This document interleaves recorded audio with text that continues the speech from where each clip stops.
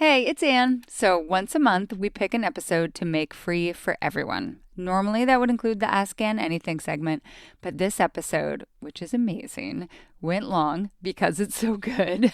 So we're just going to skip the Ask Anne Anything segment and not put any of the conversation behind the paywall. But if you want to support the show, paid subscribers get perks like discussion threads for each episode, which have gotten really good lately, and an ad-free experience. So if you always want to get the full episode, including the Ask Anne Anything segment, which is reliably very juicy, head to culturestudypod.substack.com and become a paid subscriber. And if you already subscribe to the Culture Study newsletter, which I know a lot of you do, you get a big discount on the podcast. You can find a link to that in the Substack post for this episode. Okay, thanks everyone. Enjoy the show.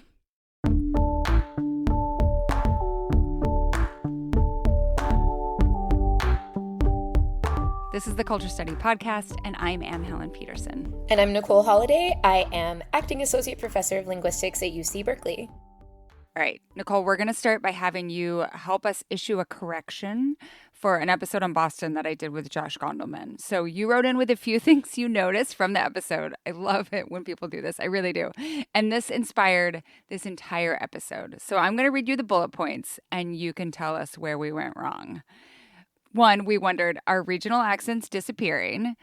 2, we speculated on whether Massachusetts has an unusually high number of, Melody, how do I say this word? Shibboleths. That is a word that I've seen a billion times and I've never had to say out loud. Place names. Basically, to me, that's place names that you say it completely different than how it looks on the page. Is that right? No, they're shibboleths because the pronunciation tells you whether someone is from there or not. Oh, they're like giveaways. Got it. Yeah. And then we wondered about the ways in which regional markers indicate class or race. So, can we go through these? Are regional accents disappearing?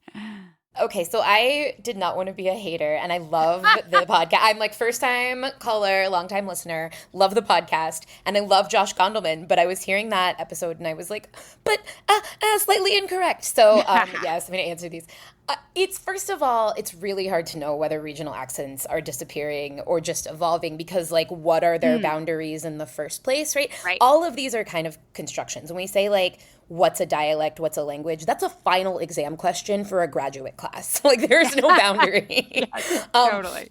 But people imagine that there aren't these regional varieties because they're very different from what we used to hear in the media in the olden days, where people would talk about, like, the transatlantic accent or, like, a strong Southern accent. So those things, some of those features have gone out of style, but there's new ones coming in, and we don't notice them until after the fact, right? And some of the questions, I think, are going to get to that. And in certain ways, we get the idea of, like, what is the proper prestigious form from this media that we consume. And so people are like, oh, well, the media must be a homogenizing force, right? I see this on TV or whatever. But it's important to remember that now so much of our media is by algorithm. Yeah. So I can't support the claim that regional accents are disappearing because when you go to Bama Rush Talk, those girls do not sound like Southern California girls. Yeah. They sound like Alabama still. So, second thing that we got a little bit wrong. We speculated whether Massachusetts has an unusually high number of place names that the way that you pronounce it gives it away. Every place that I've ever lived has this. So I've been in LA for a long time. I split my time between Northern and Southern California. And we have Rodeo Drive. It's not Rodeo Drive, right? We have a neighborhood called Los Feliz. It is Spanish, but it's not Los Feliz. For whatever reason, right? Yes. I grew up in Central Ohio. In Ohio, there's a university called the College of Worcester. It's not Worcester, right? So all of these things are indications that, oh, you're familiar with how we around here say this thing or not. But it is a phenomenon that everyone seems to think that theirs are special. Totally.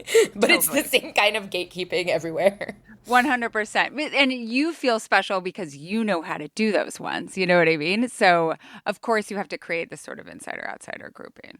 And then we wondered about the ways that regional markers indicate class or race. Yeah, so I'm gonna put this thing in scare quotes every time I say it today, but there is this like standard American English scary thing, right? That we imagine as the accent from nowhere, and that is unmarked, and everything else is marked. Like, oh, you have an accent. Everyone has an accent. It's just that if what you do is speak in a way that's like closer to this imagined standard that no one really has, then it won't be commented on. But for people of color, for working class people, they experience more linguistic scrutiny. So people are always sort of policing this. And when we talk about regional markers, we imagine that there's this idealized person who like sounds the most Boston or sounds the most New York or whatever. But that person usually is not black or brown or young or a woman, right? They're not the stereotypical speaker. And linguists ourselves have been complicit in this issue. So even still, when we teach dialectology to students, we talk about the idea that was very popular in the 20th century, which was if you're doing dialectology and you want to hear like the real regional accent, you need to go find a norm. We have an acronym, NORM, a non-mobile, older, rural male.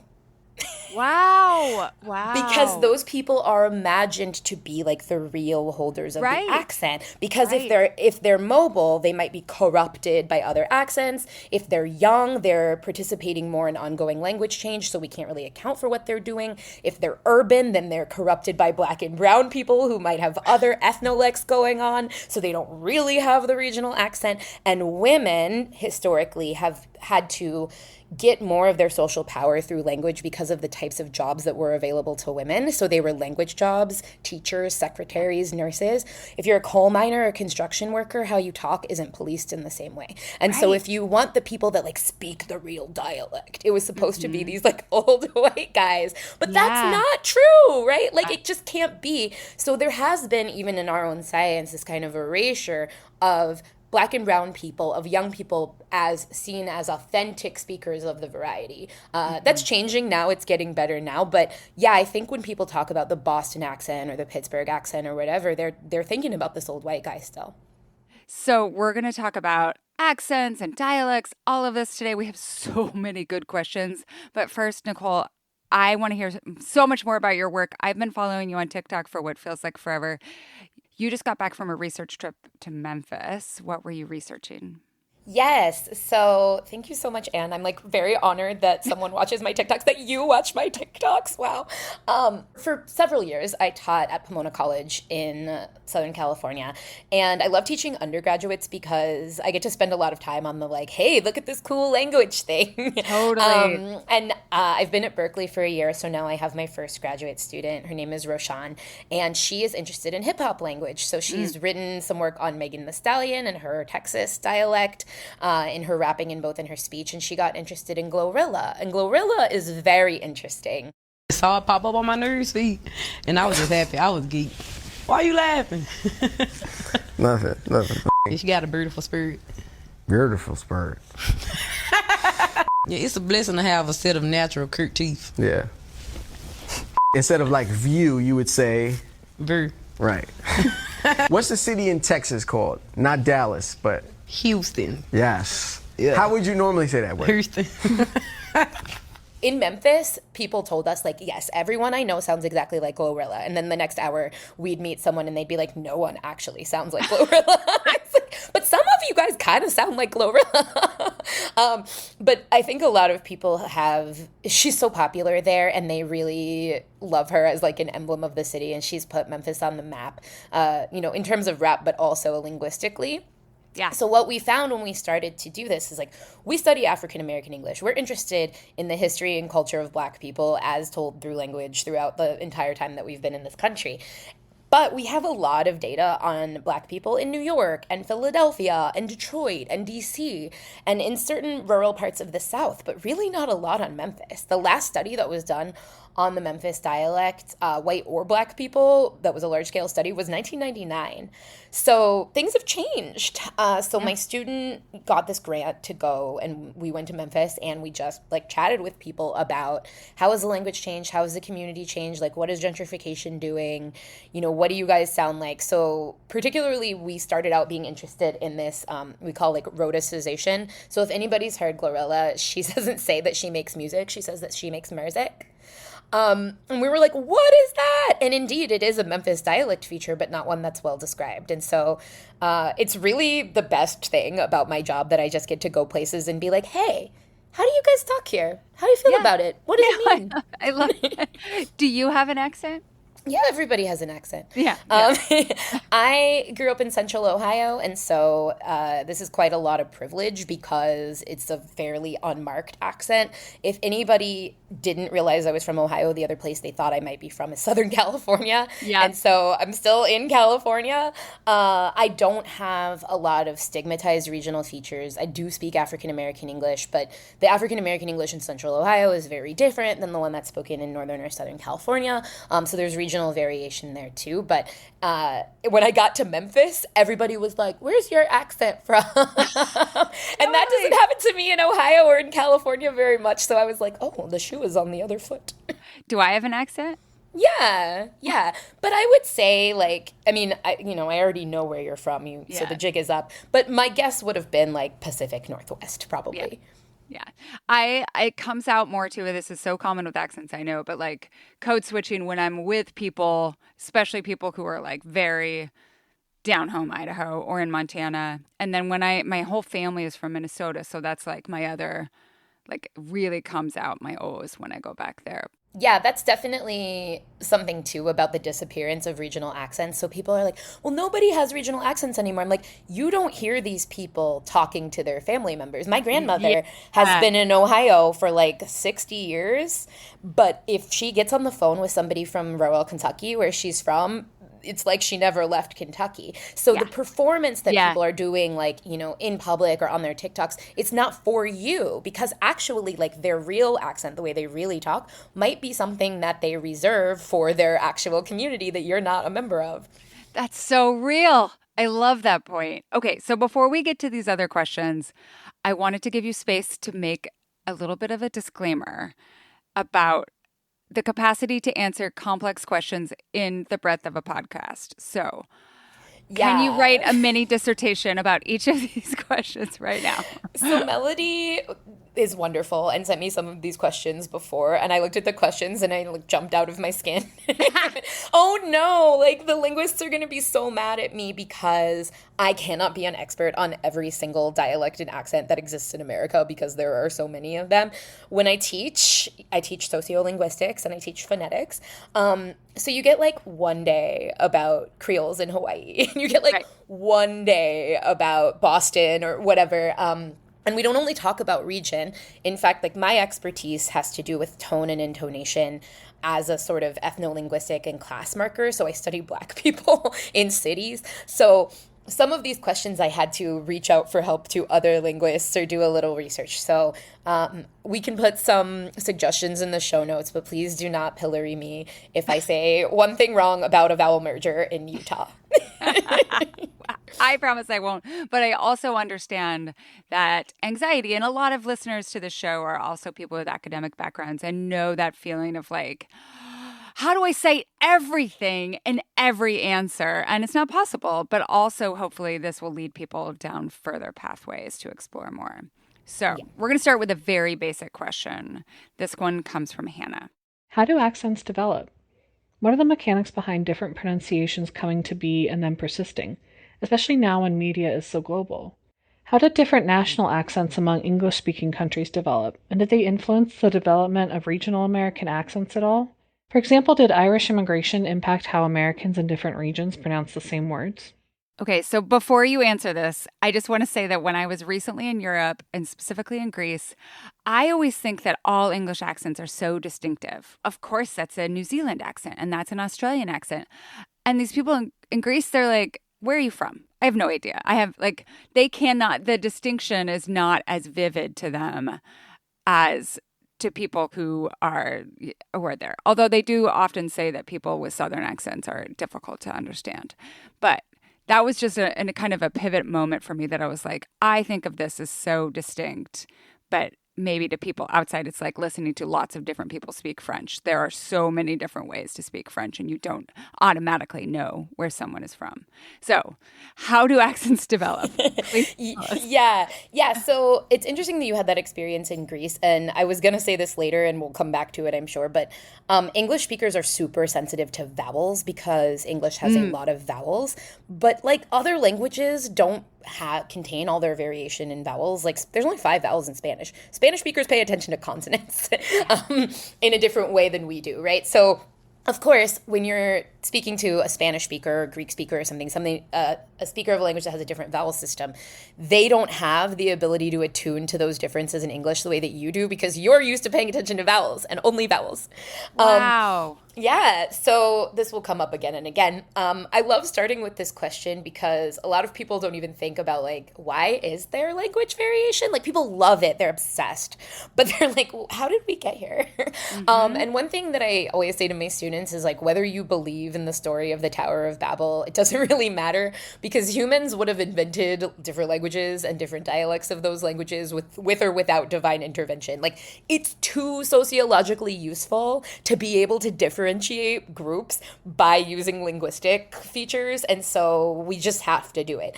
Whenever you have people who speak a language, they're going to find a way to differentiate themselves from people on the other side of the mountain or the other side of the river. This is just like a human thing, right? Right. So she asked about how different national accents among English-speaking countries develop and, like, how did this happen for a regional American context. So I don't want to spend too much time talking about the Norman conquest of 1066, but here we are. Guillaume le Conquérant. That's like, I learned that in French class, 1066, seared in my brain. But yes, huge. Yes. Very important for English. So essentially these French speakers came and invaded England and they took over and they made French the language of the government and everything that was prestigious. And the people before were sort of speaking an old variety of English that was really Germanic. And so at that point is where we start to get all of these French words in English. And still we can see it. A lot of our fancy words in English are French in origin. So you'll find yourself whenever you're using your, grad school vocabulary that it's all these like Latinate roots that got in via French. Knowing French was so useful for the SAT because it's just fancy words, right? Like, incredible. Yes, yeah. Right? So poultry versus chicken, like all of that kind of thing. So then the immigration patterns of English speakers to the United States came in waves with people from different parts of the UK doing a colonialism at different times. And this is true for other countries that were colonized by the English too. If you think about the people that came on the Mayflower, they were the religious separatists from England. And then after that, in the second half of the 17th century, you get the rich landowners. Those people go to the South to establish plantations and kidnap black people. So they're speaking varieties that are more prestigious at that point. Then you get the Quakers that come to places like Pennsylvania. And then later in the mid-18th century, there's more Irish and Scottish people, and they come to Appalachia. And that's kind of maybe what this listener was asking about, because you can really actually see Scottish and Irish influence in Southern features, particularly Appalachian features. Some easy examples are like the word kin and the word breeches. These exist in Scottish and Irish varieties too.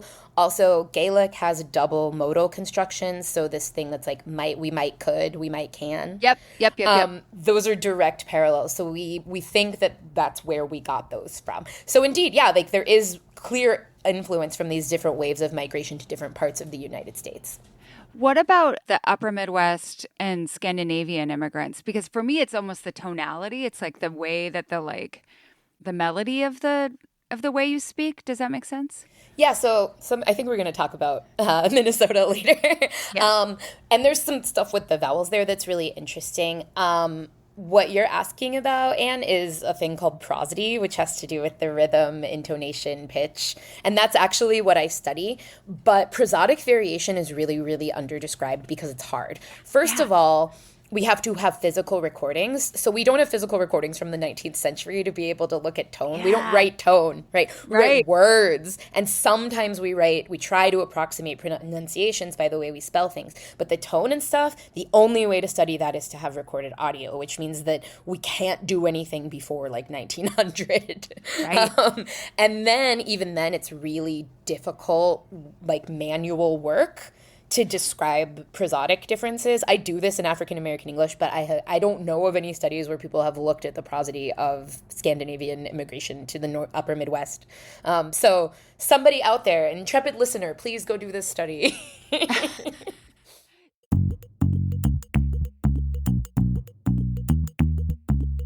Today's episode is brought to you by ZBiotic Sugar to Fiber. Okay, so you've heard Melody and I rave about ZBiotic's pre-alcohol probiotic. They just released another product to help get more fiber into your diet without actually changing what you eat. Fiber diversity supports a balanced gut microbiome, yet only 5% of Americans get enough fiber in their diet. If you're like me, it's probably because it's hard to do without eating 18 heads of broccoli every week. That's why I started using Sugar to Fiber probiotic mix every day. So you just mix it into anything that you want. I put it in water. People can put it in smoothies. I don't know. You could put it in a milkshake. That would be yummy. You can put it in juice. Sugar to Fiber turns sugar in the food that you eat into a prebiotic fiber called leaven fiber. It's really hard to get leaven fiber from a typical diet, and it helps to improve the amount and diversity of fiber that your body, my body, receives. Drinking Sugar to Fiber every day helps me get closer to my daily recommended dose of fiber without eating those 17 pounds of broccoli every week. I love knowing that this fiber is coming from the sugar in the foods I'm already eating, like the literal pounds of blueberries that I ate just this past weekend. And every morning I just put my little packet of Sugar to Fiber in my water bottle. Easy peasy. In my elder millennial agedness, I spend more time thinking about fiber than I ever imagined. ZBiotic Sugar to Fiber makes me think about it less, and that's amazing. Right now, you can go to zbiotics.com/culturestudy and use Culture Study at checkout for 15% off any first-time orders of ZBiotics probiotics. ZBiotics has a 100% money-back guarantee, so if you're unsatisfied for any reason, they will refund your money, no questions asked. Thank you, ZBiotics, for sponsoring this episode. Today's episode is sponsored by Article. Melody, ask me about my sofa. Yeah, tell me about your sofa. You know, I was just looking around in my living room, and so much of it is from Article. And again, this is before Article sponsored this show, so that's a testimony to how much I actually like Article. And just this past weekend, I was cleaning my sofa because I hadn't cleaned it in a while, and sometimes as an adult, you have to clean your freaking sofa. And I was like, this sofa is 5 years old. It's a leather sofa. It has taken a beating from the dogs. The dogs just like do that weird thing where they're like digging to China on it all the time. Mm-hmm. They shed on it all the time. They like eat their weird bones on it all the time. And it still looks really good. And the other thing is that like it's also in the sun.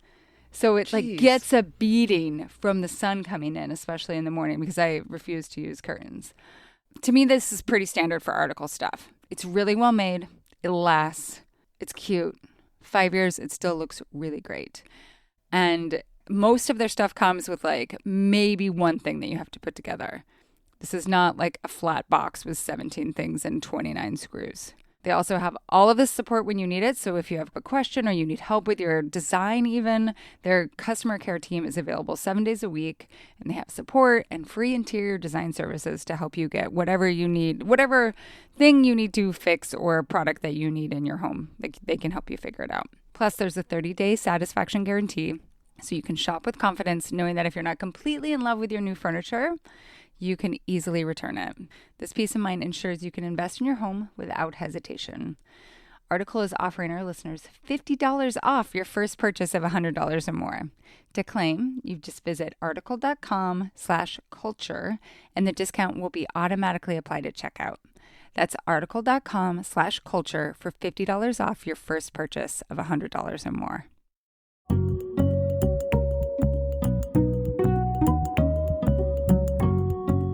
So our next question will also help us set the table. This comes from Annie. I feel like discourse around regional accents implicitly centers around the accents of white people in the region. I'm a born and raised Pittsburgher and still live here, and I've never heard a Black person who sounds like, well, a Yinzer? I guess my question boils down to, when we discuss regional accents, who exactly in the region are we talking about? We talked about this a little bit before, but it's worth coming back to, I think, because the makeup of the discipline, the way that people reproduce these ideas, the way that like representation in films and movies, right? Like all this stuff. So where would you go with this? Yeah, this is a wonderful question.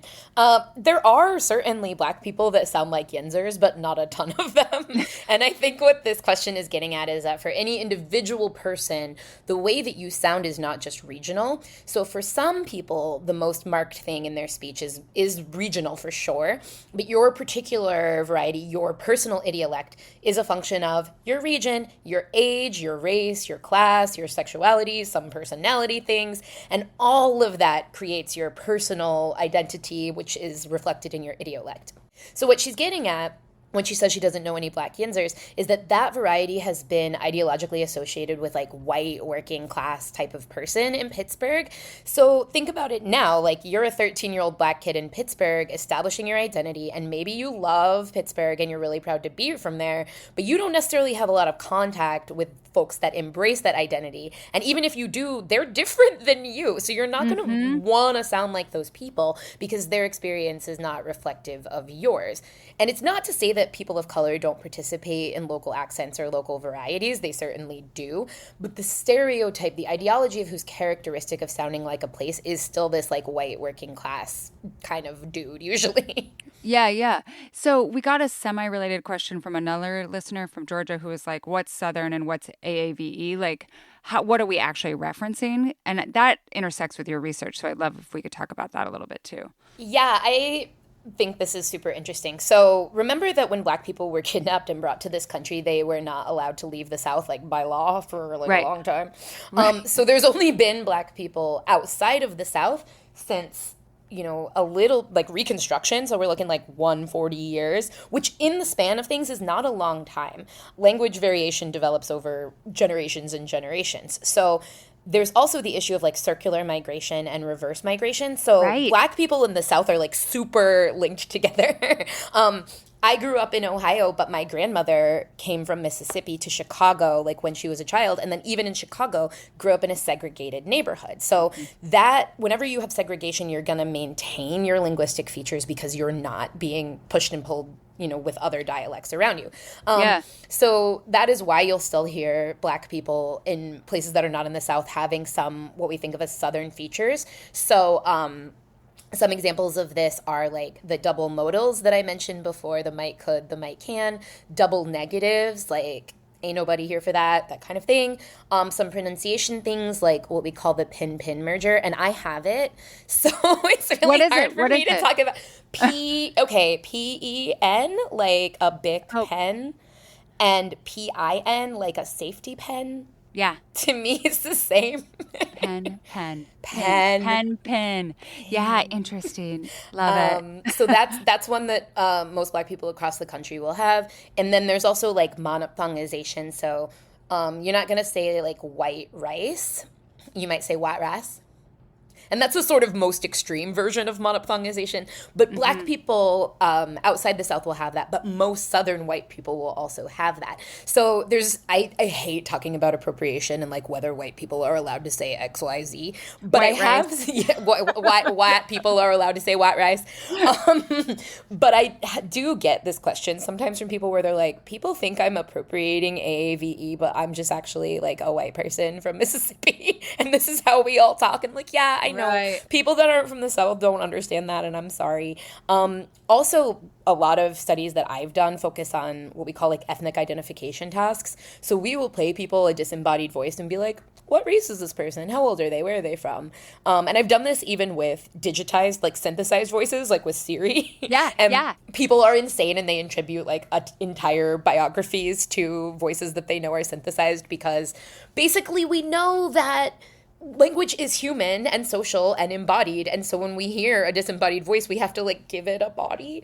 But anyway, the interesting thing is that like when you give people white and Black Southerners, they have trouble telling them apart more than white and Black Northerners because of this like feature overlap thing. That is so interesting.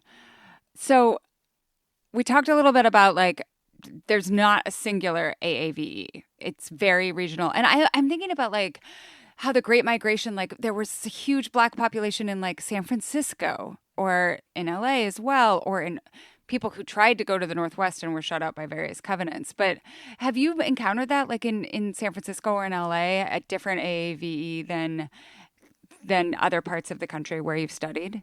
Yeah, so some of the, like, California is sort of the extreme example where you don't tend to get as many of those, like, Southern pronunciation features. Yeah. You'll get other things like there's a feature called coronal stop deletion, which is actually widespread for white speakers too. So you don't say, I just left. You say, I just left. But black speakers will do that in different contexts and at a higher rate. So, like, that's the kind of thing you get in California as opposed to, like, the white rice example, which you can get, you know, in other parts of the East. There's particular words. So, like, hella is from black people in the Bay Area, very typical. People talk about hyphae, like this kind of stuff. And especially in California, the boundary between, like, what is African American English and what is Chicano English or other Latino varieties is very porous, and I have other thoughts about that. But that's another influence that you won't get if you're looking at African American English in, you know, Baltimore, Detroit, to the same extent. Okay, our next question comes from Ava. I'm really curious if accents related to or accents that signal social groups like baby fundy voice, for example, are becoming more relevant in the age of digital media accessibility and how that impacts how linguists think about regional accents. So, for example, I've heard twinges of the Utah accent from my conservative mother-in-law, who's lived in Oregon for her entire life, but is increasingly watching Fox News and other right-wing sources. I am fascinated by this. I think of it as like prayer voice, like, I'm just asking, like, I just want the blessings of the Spirit upon us. And it's baby, demure, infantilizing, but also manipulative. Do you think that, like, Fox News is the vector here? What's happening? Okay, so we're going to talk about Utah in a second, but I'm going to zoom out before we zoom back in about what's happening in Utah. So I've heard the argument that one axis on which we should examine sociolinguistic variation in our modern context is to consider the urban-rural distinction, that in fact the urban-rural distinction might be superseding actual geographic distinctions that we used to see. So I'm not at all surprised what she's saying about her mother-in-law who's been in Oregon watching Fox News, because she's doing an identity construction and performance with her political ideology. So because we imagine that rural people, and particularly southern rural people, are the quote-unquote real Americans, they are supposed to be uncorrupted by cities and brown and black people, right? Yeah. So we see this even in parts of California.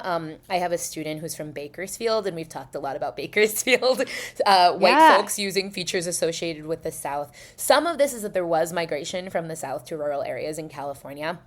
But there you can get things like positive anymore, like the gas is so expensive anymore. That pin merger, and then like Southern type vowel pronunciations. And you don't really see this kind of thing in LA or San Francisco for a particular reason, right? Like, that's not what we're doing here. So when an individual like her mother-in-law sort of adapts a micro community level language features that aligns with their certain politics or identity, that is something that they can use to distinguish themselves from, okay, yeah, like maybe I'm in San Francisco, but like, let me show you that I don't align with what you think of as San Francisco. And I do think that this has always been the case, but she's correct that it's more relevant in the age of digital media because people have access to this, right? If you lived in LA 40 years ago and you freaking hated it and you were like, these commies around here, they're not real Americans, which let me be clear that I don't think that, you weren't able to spend your entire day in a media universe of people who you thought of as being the right people with the right ideologies. So now if you're conservative in the middle of LA and you want to performatively show yourself as different from the people around you,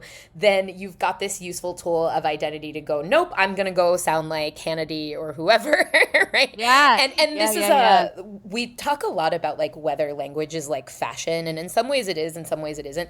This kind of thing is kind of like fashion, right? Like, I don't want to dress dress like that because I'm not a punk, or I don't want to dress like that because I'm not preppy. So there's a old school way of thinking about like stylizing yourself, and people imagine this as inauthentic, but I don't think it is inauthentic, right? Like we're all doing something to perform who we are all the time, and sometimes it's conscious and sometimes it's not, and some people are better at hearing these differences and performing these differences or pulling them off. In this way, it's like fashion, but it doesn't mean that they're not really being themselves. It's that they're being themselves in response to people around them who they do or do not want to be associated with. No, and I see it so vividly, too. If you take just one step back, good white liberals performing good white liberalism on social media, in conversations, like talking about public school, like there are all of these preambles that I see employed that are often like they are linguistically specific and interesting, but maybe like normalized if you're within that group. You're like, that's just how people talk about race right now, or that's just how people talk about school choice right now. But yeah, and if we're going to take a minute to pick on, you know, the Berkeley liberals, this is not in Berkeley, but I walked out of a comedy show in LA. It was before the pandemic, because I thought that the way that they were talking about the South was extremely offensive.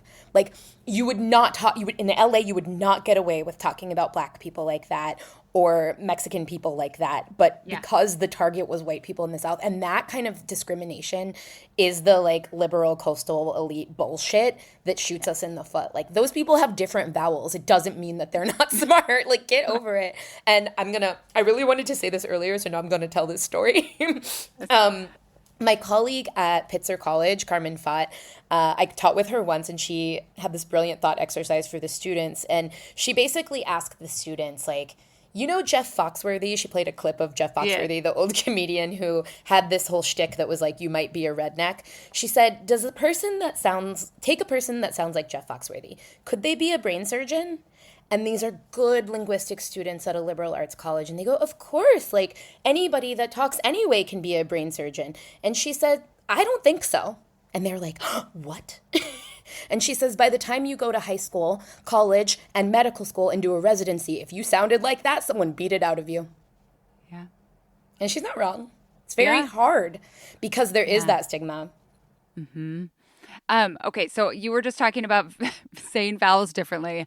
Great tee up for our next question. This is from Kelly. I'm a Mississippian who now lives in Minnesota. While I certainly understand that we have our own southern regional variations on vowel sounds, I remain baffled 11 years into living here at the vowel sounds and shifts in the upper Midwest, especially on words that have AG constructions, certainly on soft A words like bag and flag, etc., but even more on hard A words like bagel and vague. I've heard this called the Great Midwestern Vowel Shift, but I'd love to know more about it, especially if it will help me be slightly less annoyed with my lovely Minnesotan spouse when he asks if I want a bagel with cream cheese.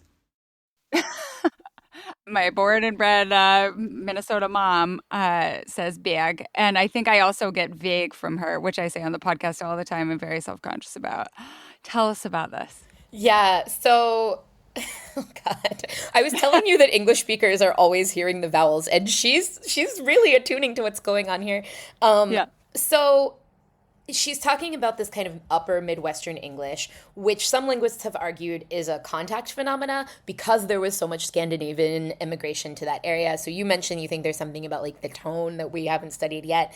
That would explain some of the monophthongs. So in English, like standard American English, the O sound, like in boat, the way that I say it is kind of two vowels for the price of one. It's like O, and vowel changes in the middle.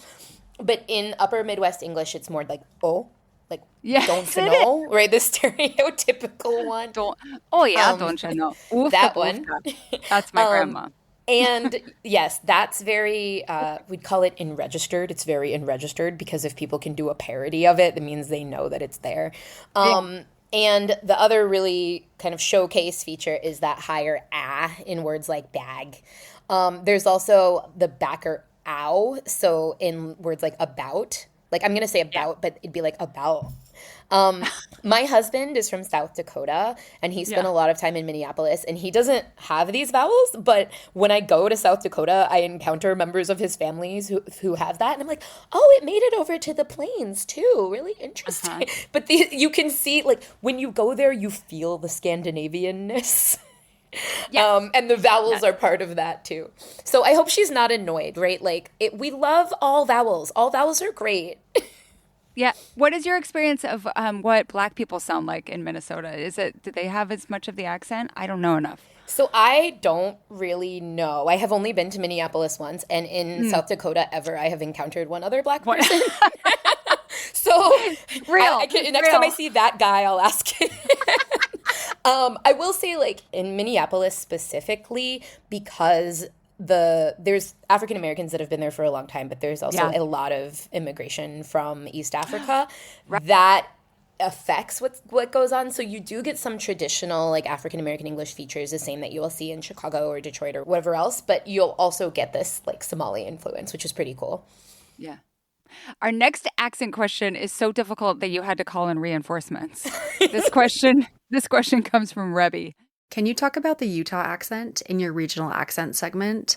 I come from the Mormonist part of Mormondom. Think polygamous ancestors. I've gone to church my whole life, and I've always been fascinated and confused by why some of my people talk the way they do. The Utah accent sometimes also shows up in other Latter-day Saint heavy places like Idaho, and it's usually people who are boomers or Gen X. I feel like it's fading out in my generation, and I can't decide if I'm happy or sad about it. It feels like maybe we're assimilating more, which is probably good in some ways, but I also kind of like our weirdness, if I'm being honest.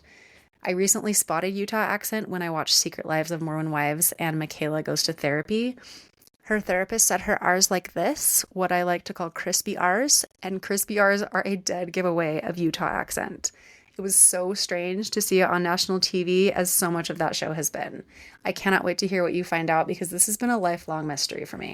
Okay, so we sent this to you ahead of time. What's going on here? Okay, like, I've been to Utah once. Like, I don't know from Utah, okay? But I know someone who does. So I reached out to my colleague at BYU, Professor Joey Stanley, who studies the Utah accent. I've seen some of his presentations and read his work on this. And so this is what I have come to understand from asking him. I'm so excited. Yeah. So he says Utah does have a distinct accent, but it's kind of under the radar. Like, people from outside don't really know about it. It's not like stereotyped in YouTube videos where people imitate accents. But people in Utah have a sense of it. And there's some studies that have shown that Latter-day Saints, which is his preferred term, have a stronger Utah accent than people that are not members of the church. Until the early 1900s, most people in Utah were Latter-day Saints, but now it's like 50-50. Yeah. So it's not really just like a religious dialect, which you could imagine existing too. But Utah is interesting for other reasons. It was geographically isolated from the rest of the country. And because there were all of these people with a strong religious identity, that kind of coalesces the community, right? And you do get this in other places, like in Southeast Idaho, where there's a lot of LDS folks too. So historically, this is not something that's been studied by linguists, but Joey Stanley and a lot of his students have been working on this in like the last 10 years. So they say that when people talk about Utah English, they're usually talking about that old school one that was spoken by older rural people, which is what the question was focusing on. That's characterized by things like similar vowels in words like cord and card. So the city name Spanish Fork, Spanish fork, right? But there's this stereotype. But Joey said that he's only ever heard like 2 people say Spanish Fork. So it's like a stereotype, but people don't really say that very much anymore. Yeah. There's also this thing where they insert T's in LS clusters. So for salsa, you'll get like salsa. Yes. And that is very Idaho. That is really interesting. And Utah too, apparently. Yeah. And he said this is actually a great example of the accents aren't going away, they're just changing. So these older features are falling out of favor, but there's newer ones emerging. So he says there's what we call the feel-fill merger. So feel and fill sound the same. And there's also a fail-fell merger. There's also one that everybody in Utah seems to talk about. So in the word mountain, it'll be mountain like 15% of the time, which is with a glottal stop, which is also not weird in California. Like a lot of standard speakers say mountain. It's cool. But he says it's stigmatized and it comes across as like rural and female and uneducated. But the other version that's more standard, the one that I would say mountain, is also kind of stigmatized. So what you get in Utah is people doing a hypercorrection to mountain, which is not standard. So he had a study that showed that people use that aspirated T, that mountain version, the airy sounding one, like half the time, which is like way, way more than anybody else in neighboring states. So the explanation for this is that maybe folks in Utah have lower linguistic security because they really don't want to think that they have an accent. So he's also noticed a pattern of people pointing out things that are just like mainstream American English, like the taps, like in butter. You don't say butter, you say butter, and reduced vowels as something like unique to Utah. But they shift towards like a hypercorrection, and this hypercorrection then becomes characteristic of Utah English. And you see these features in shows like Real Housewives of Salt Lake City and The Secret Lives of Mormon Wives. Plus, there's stuff that is like female, like Western female, the uptalk and the creek, which is not unique to Utah. The crispy R is really interesting because people always point this out, but we don't even really know what they're talking about. Like linguists have tried to figure when people say crispy R. So there's a couple possibilities. One is that with onset R, so R at the beginning of a syllable, it's like non-labialized, so you don't really use your lips when you say that R. Other people have theorized that the R is retroflex, so you just like actually curl your tongue all the way back as opposed to bunching it when you make an R sound. R is a wild sound in English, by the way. Like R is like the English R, like American English R, exists in less than 1% of the world's languages. It is articulatorily very difficult. Like it's so hard to make that sound. People who speak American English as a second language like cannot really struggle with it. It's such a dumb sound. So actually that creates a lot of space where variation can exist because whenever there's an imprecise target, like, I don't know, put that R wherever. So it could be this retroflex thing. There's also a theory that it's actually not about the R. It's just that they notice it on R when it happens following these very aspirated stop consonants. So in the word crispy itself, it's like crispy. So it's actually the K and not the R that's sticking out. What a good answer. That's really satisfying, Nicole. See, that's why I asked for help, because I was like, well, I couldn't say all that about Utah. Let me investigate.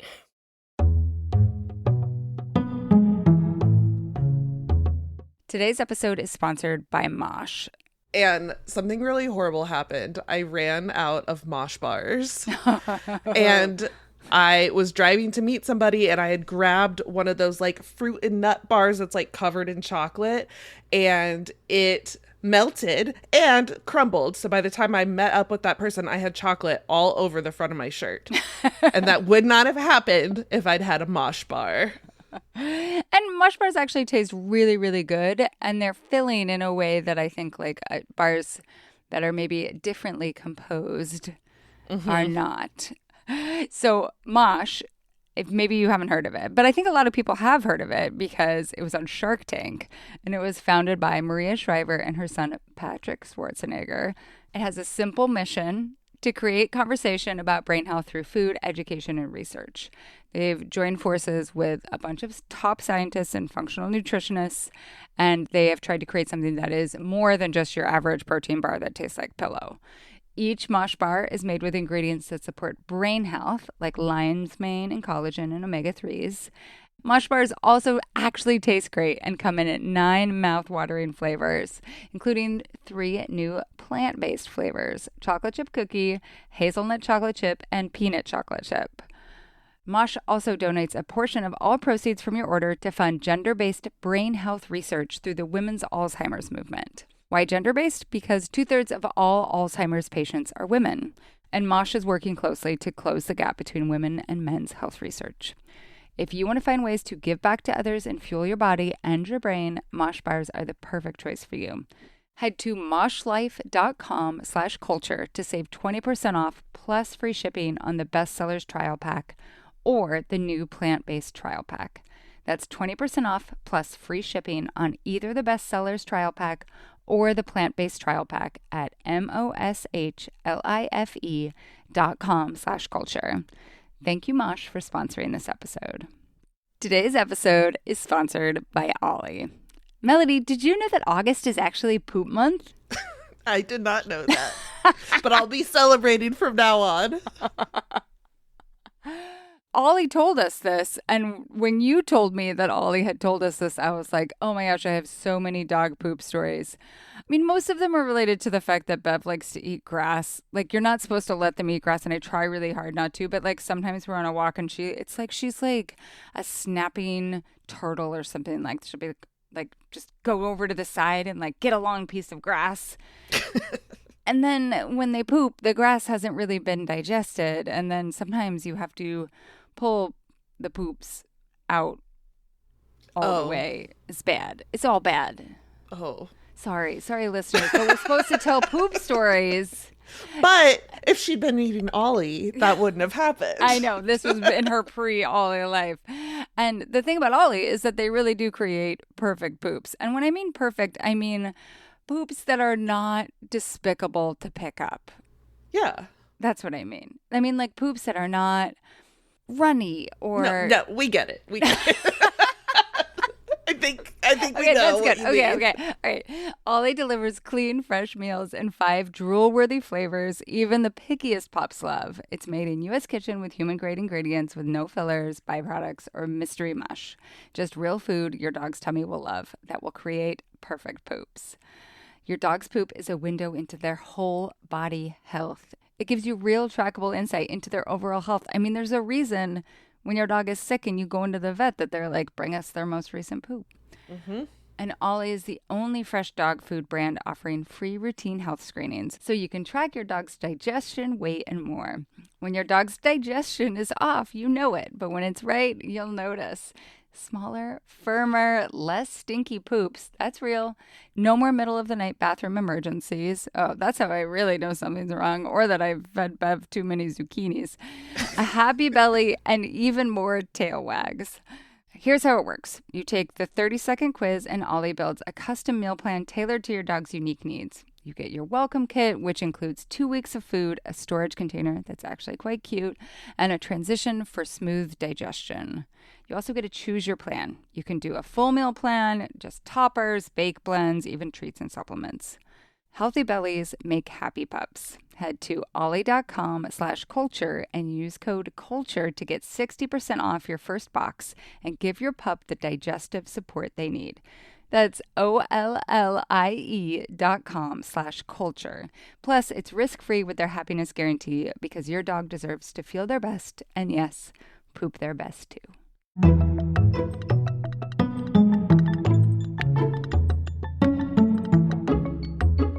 Okay, so our next question, you wanted to make sure that we talk about these questions that follow in a specific order. We kind of need to set the table and then we can elaborate some more. So let's start with this first question from Makani. Everyone makes a big deal about their regional accent, and then language experts and people on the continent always skip over one of the most unique accents and languages we have in the U.S., Hawaiian Pidgin English, which is actually a Creole. It's also an accent since you can speak with the local Hawaii accent without using any of the Pidgin language. If your expert is really an expert, I'd like to hear what they have to say about Hawaiian Pidgin English and how the local accent developed over time. First, can you explain these two terms, Creole and Pidgin? Yes. So she starts out talking about Louisiana Creole, which is what we call a French lexifier Creole language. And so I'm going to start there and it will make sense. So Louisiana was colonized by the French and the Acadians from French Canada before the English got there. And then there was slavery. So there was also all of these people who had been kidnapped from West Africa, now speaking French and English in this place, right? Now, Louisiana Creole only has a few thousand people that speak it natively. But there's an interesting parallel with what she's talking about in Hawaiian Pidgin English. So Creole languages are languages that emerge in a particular type of linguistic contact situation where there are 3 or more languages in intense, sudden contact that's sustained over a long period of time and typically massive social inequality with a particular type of demographic spread. So imagine in Hawaii, there are the native Hawaiians, and then there are Portuguese people that have come to work on plantations, and then there's the English speakers from the United States. There's also Japanese and Chinese people that are brought to be laborers, right? In addition, so you get this like really complicated situation. But the language of power is English because those people have the money. So everybody that's there has to develop a sort of limited communication system because they're doing commerce, right? So you don't need to have full conversations with the people that you're enslaving. You just need to be able to tell them, show up at this time, like cut this field, whatever. So they get this pidgin, this lingua franca, which is a very limited communication system that just has, a few hundred words so that they can communicate. But children are so good at language. And so when children hear this kind of limited system, as well as the languages that their parents speak at home, they go and sort of repair and expand the language. And they do this over generations. And so what happens is you get a Creole, a new language, that has features from all of the input languages. And with Creoles, we usually talk about there's a lexifier. So that is the European language where a lot of the vocabulary comes from. And then there's the substrate. So this will be the indigenous languages or the West African languages that form a lot of the structure and pronunciation type stuff. So this is how you get Hawaiian Pidgin English. Nowadays in Hawaii, there's 3 different things going on in addition to the immigrant languages. So there's English, like standard American. There's Hawaiian, traditional Hawaiian. And then there's Hawaiian Pidgin English, or HPE. And people have written dissertations about this, like a lot of them. The University of Hawaii has a great linguistics program if people want to look up those folks. But many people are bilingual and bicultural, so they'll be speaking something like standard English with the phonology, the pronunciation system of Hawaiian Pidgin English, which I think is what she's asking about. And she's right that you can speak HPE, like an HPE accent, without speaking HPE itself. So whatever your first language is will always have an effect on your second, especially with Creole languages. And with Creoles, the boundary between like we're speaking English and like we're not speaking English is really porous. And these people are bilingual anyway. So in their everyday lives, they don't usually go around being like, well, now I'm not speaking English anymore. Like, why would you do that? Mm-hmm. Right. But she's right that it's super overlooked. This variety has been really stigmatized over time. There were bans on its use in educational settings. Right now, there's been a revitalization movement. There's like 500,000 people that speak this as their first language, in addition to Hawaiian, and there's more push for teaching Hawaiian itself in the schools too as part of their local identity in Hawaii. So I'm glad that she asked about this. The phenomenon of Creoles happens elsewhere too. So there is Louisiana Creole, which is very endangered. There's Gullah Geechee in the Sea Islands. And then, of course, like Jamaican Creole, Haitian Creole. They're all over the place. But you usually find them in these type of situation where there was slavery because they're a special kind of contact phenomena. Okay, so another Creole question. This one comes from Cora. I'm from New Orleans and would love to know why the New Orleans accent is so different from the rest of the South. My parents' accents sound much closer to Brooklyn accents than true Southern accents. Unfortunately, I don't really have one. Thanks, gentrification. So many interesting assumptions in here. So true Southern accent, and also that gentrification is at work in kind of smoothing out this question asker's accent. So can you talk about the New Orleans accent a little bit? Yeah, New Orleans, she's right, is different from the South for a variety of reasons. And I'm going to send you to the work of my colleague, Katie Carmichael, who's at Virginia Tech, who studied the New Orleans accent a lot. In particular, she studied what happened with Hurricane Katrina displacement. What happened to the accent, and then people moving back in. And then, like, a lot of those people went to Houston where they were then displaced again. And, like, there's this whole circular migration thing happening there, too. So, in general, whatever is going on with the accent is going to tell you something about the migration patterns. So we know New Orleans was part of France until quite late in the development of the American English accent, relatively. And there is still Louisiana Creole spoken there, although by very few people. So in New Orleans, they'll call the strongest version of that accent Yat, which is also something that refers to a particular neighborhood. But usually when they talk about Yat, that's like a white working class variety. And of course, there's other stuff going on in New Orleans. There's African American English. So it was the South, but it was there were French speakers and Creole speakers. And then, yes, there are some like pan-Southern things that you found in New Orleans too. But it's also unique because in the 19th century, there was a lot of migration and trade between New Orleans and New York City, particularly with Jewish and Irish business people. So the New Yorkers brought their dialect features with them. And that is why in New Orleans, you will see Southern features, French features, and New York City English features because it's this migration and movement and trade thing, right? Yeah, and so like what she might be referring to is you get Southern features in New Orleans. So that I monophthongization, our white rice. Sometimes people are non-rhotic. So this is the Boston stereotype, the park the car in Harvard Yard. Yeah. But in New Orleans, you'll get people who do, not with the same vowels, but park the car in Harvard Yard. Yeah. That is traditional Southern feature. It's also a traditional New York City feature. So they converge in this way. You also get what we call the short A split. So mad and map don't have the same vowel for traditional New Yorkers, and you get that too. You also get TH stopping. So those might be does. And all of these are different from other sort of white Southern varieties. Those. That's a really who dat? You know the who dat from the football team? Yeah. So Cora suggests, again, we reference to this, but like that gentrification is the reason she doesn't have an accent.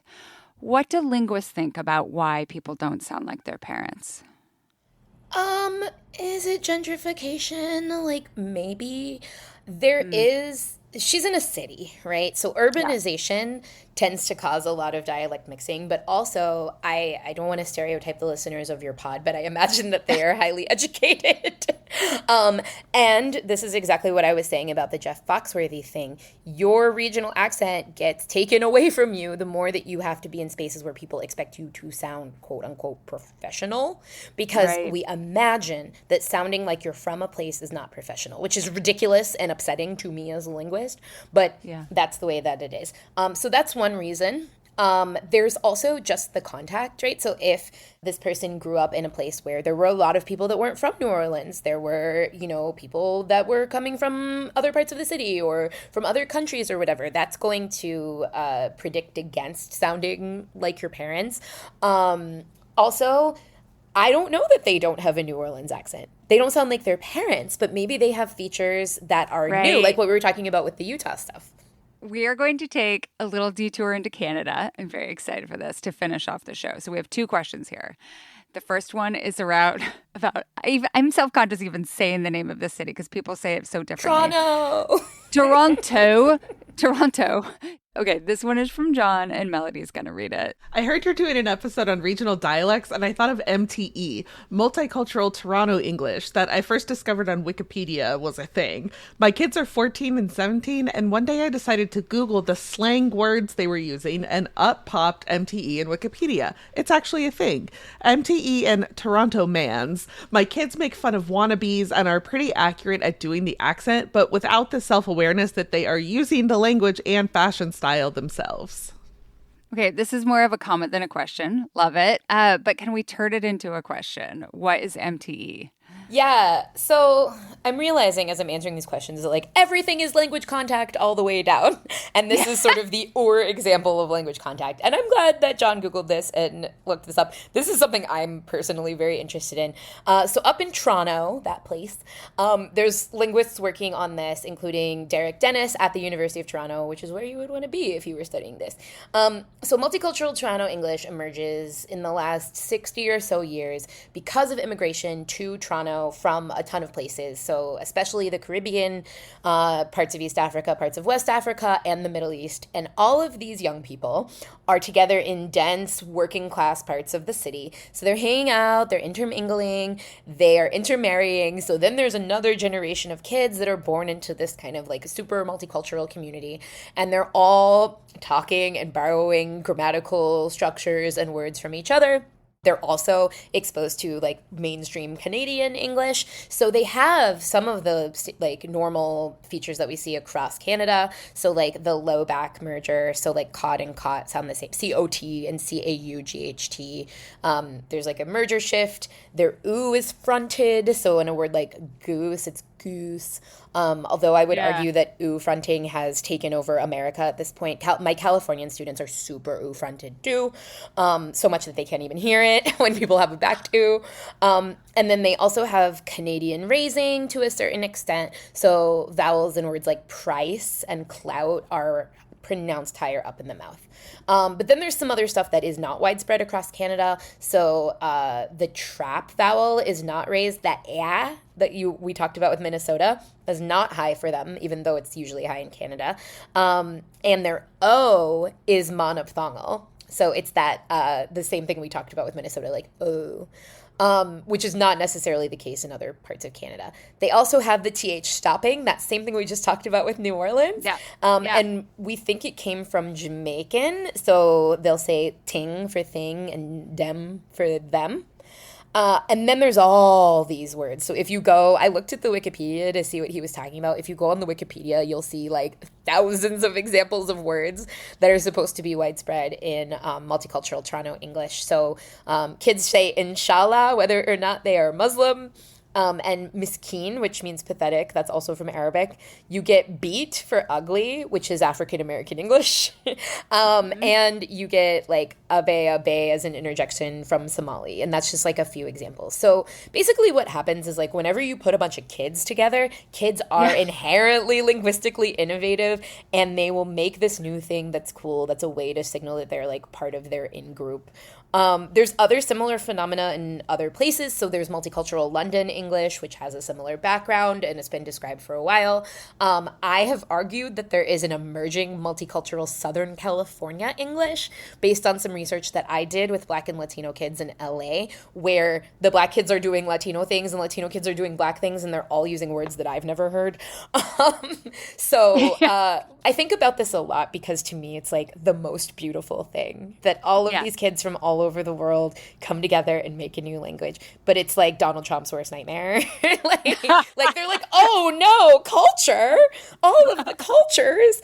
But you can't stop it, right? Like the language will always go in the direction of progress because top-down language change is not something that you can control. It's always a bottom-up phenomenon. It's very democratic. Well, and what's fascinating, and this kind of circles back to the beginning, is that someday those people will be someone's grandparents and someone will be like, no one sounds like this anymore. You know? Exactly. Like I'm still out here saying like high key. And apparently we're not saying that anymore, but like I'm 37, okay? Like we're doing another episode with someone who's an expert on like basically internet slang, like meme culture and how it's spread over into spoken English. And that is going to be very interesting because millennials who say like lol. I try not to be cringe. Cringe itself is cringe, by the way. I try not to be cringe. Totally. But like you know, because I have the advantage that most 30-somethings don't have, which is like I hang out with teenagers all the time. Interact with teenagers all the time. I loved that about being a college professor is I just felt like I knew things ahead of everyone else, or at least ahead of my peers. You're not cool to the kids, but you're cool to your dinner party colleagues where you're like, oh, let me tell you what the kids are saying. Yes. Okay, let's finish with one last Canadian question, and this comes from Sophie. As a Quebecois, I've had many experiences where my local accent, and I suppose other Francophones' accents, is considered inferior or simply wrong by French people. Think of Parisians pretending not to understand me. Now that I teach French as a career, I also know many students who are scared to speak French out loud in fear of mispronouncing words. I teach my students that everyone has an accent, mother tongue or not. Other than blaming it on colonialism, what can be said about the preconception that there is a default or right accent and that others are wrong when French people themselves have several regional accents? French people do have several regional accents. Also, you know, the French that I love to listen to is the French that people from various countries in Africa speak because they say it, all the words are very clear to me.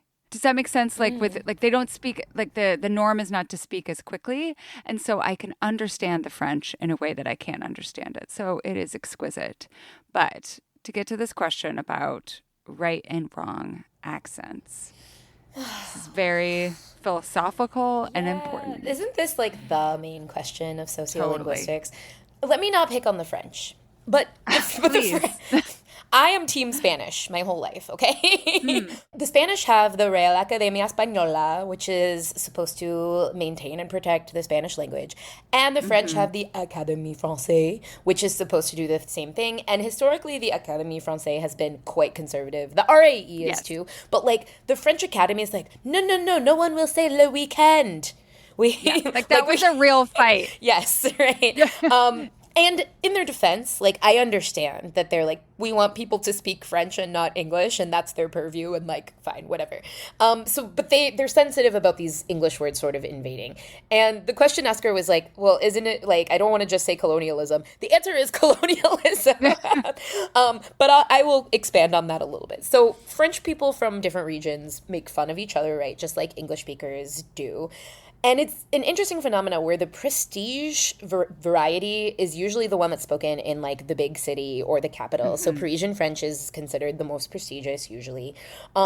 The United States is an exception to this, which is a quick sidebar. You would imagine that the prestige variant would be in New York or DC, but it's not. Why? When we were establishing a broadcast prestige variant in the late 19th century, they looked at New York and they went, oh my God, immigrants. And they looked at DC and they went, oh my God, black people. Our idealized version of American English is where they found middle-class white people who were seen as salt of the earth. And that is why if you go to Ohio or Michigan, those people will be like, they send newscasters here to be trained because our English is the most perfect. And it's a really strong part of, I grew up with this, right? It's a really strong part of their identity. But there's something to it, right? But in France, it's Parisian, right? So the French colonized a lot of places where there were black and brown people and indigenous people who they imagined as being incapable of learning the prestige variant, like the right variety of the language. Not for nothing, also true of the Portuguese and the Spanish. So there's like European Portuguese speakers who have a lot to say about Brazil.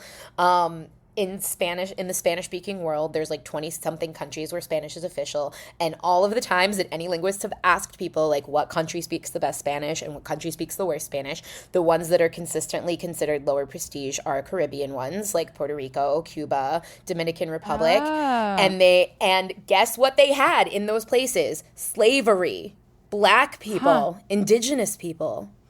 And so this is just a phenomenon that you see over and over and over again. The variety that is spoken in the place where there was slavery or where there were indigenous people is always seen as wrong. You see it in Bolivia and Peru, too, where they're like, oh, those Quechua and Aymara speakers. Like, there's no way that that's the prestigious one.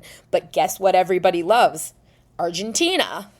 What did Argentina do? Argentina had a policy of importing Europeans in the mid-20th century. So that's a prestigious variety. Chilean Spanish is very difficult to understand, but also still, I think, understood as prestigious, right? Yeah, well, difficult to understand is like weird and subjective, right? But yes, like people will say, oh, Chilean Spanish is really different, but they won't frame that as a problem. And so to sort of get at the heart of this question, like, it really is about the history of the place. And you get all of these advantages from being, aligned with money, prestige, power, whiteness, political capital, all of this kind of stuff. And it happens everywhere around the world. Like, this is my, hill I will die on. This is what I say in day one of Intro to Linguistics. If you want to know where there is the power in a particular society, all you need to do is ask who speaks the worst variety of the language. Who speaks the worst and who speaks the best? If you ask that one question, you'll see who doesn't have any power and who does have power. Well, even the answer to that question in the U.S., if we're thinking about the heartland as like the possessors of the best English or like the truest English, right? Like they actually do hold the power in our governmental system because of how we've arranged our government, right? Yes, the people of Wyoming have 750 times more representation in the Senate than I do as a Californian. Right.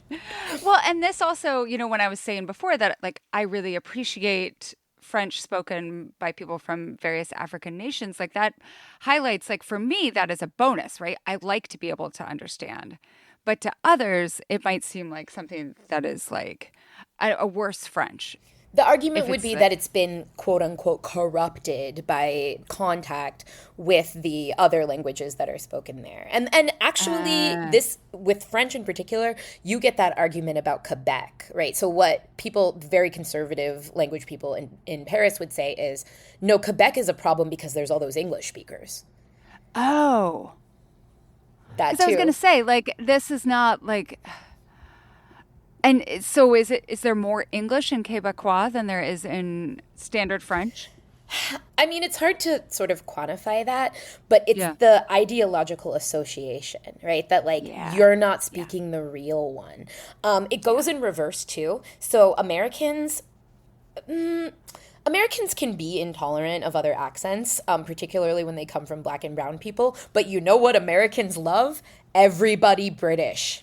Because we imagine that they speak the real English and not our corrupted version that we brought over here and then had to deal with Native people and Mexican people. And oh my God, right? They must hold the real one. So people that are very progressive about a lot of issues are often quite conservative about language. And you just unpack that like one level and you go, wait a minute, that's pretty messed up. Right. Totally.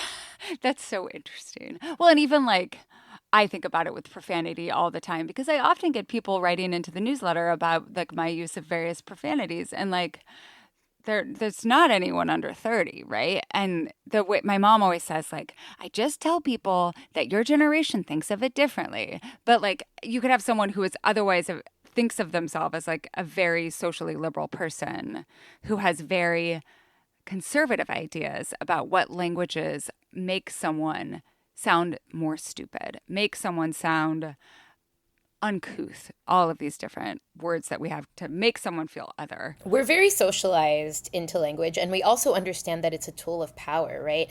The class anxiety is a lot of what is coming out here. So, and gender norms, right? So when I was a kid, like the reason you weren't supposed to swear was that it made you seem quote unquote uneducated and unfeminine.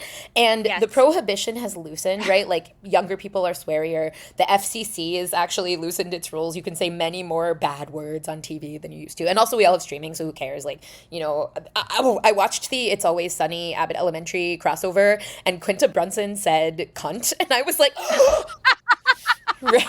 gasped, and I was like, "Oh, right, it's FX." Right, it's not ABC, Quinta. It's fine.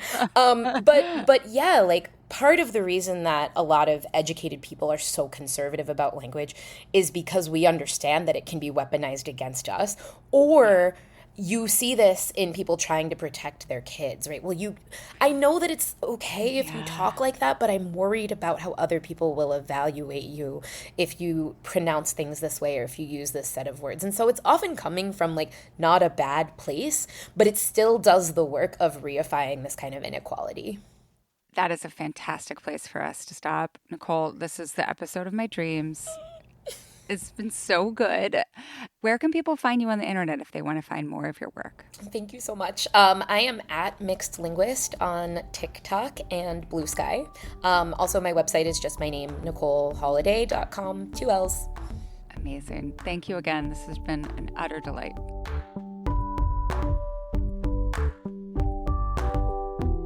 Thanks for listening to the Culture Study Podcast. If you want to support the show, become a paid subscriber at culturestudypod.substack.com. It's just $5 a month or $50 a year, and you'll get ad-free episodes, the Ask Ann Anything segment, and weekly discussion threads for each episode. And be sure to subscribe to the Culture Study Podcast wherever you get your podcasts. We have so many great episodes in the works, and I promise you don't want to miss any of them.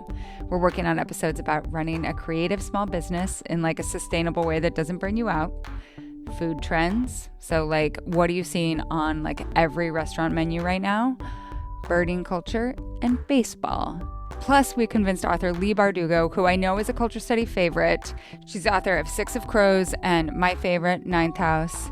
And she's going to talk all about fandom, genre, like the weird lines between YA and fantasy, whatever it is that you want to know. So if you have a question for her or on any of these other topics, or for a future Ask Ann Anything segment, go to our Google form at tinyurl.com/culturestudypod or check the show notes for a link. And if you're a paid subscriber, head over to the discussion thread and keep the conversation going. This week, I want to know what this conversation shifted for you about your own accent or the accent of someone in your life. I think there's a lot of ways we could take this. The Culture Study Podcast is produced by me, Anne Helen Peterson, and Melody Rowell. Our music is by Poddington Bear. You can find me on Instagram at Anne Helen Peterson, Melody at Melodious47, and the show at Culture Study Pod.